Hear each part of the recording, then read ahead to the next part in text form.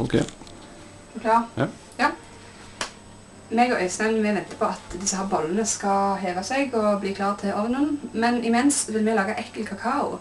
Og den er her oppe. Og det er altså kakao fra Disney. Den er sånn at den blir den fargen som er på boksen. Det er i hvert fall det den angivelig er da.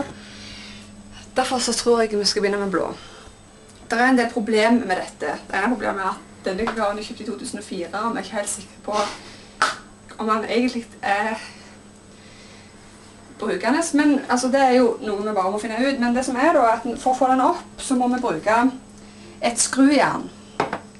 Og det gjør jeg nå, så får vi se hva som skjer da. Det som skjer er at han ser ut som han er brun da. Føler du at den og den fargen er den samme? Nei, egentlig.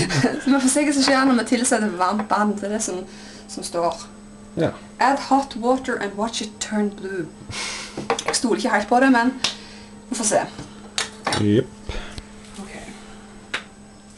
Men nå må du varme det varmt først. Ja, så vi må ta en pause.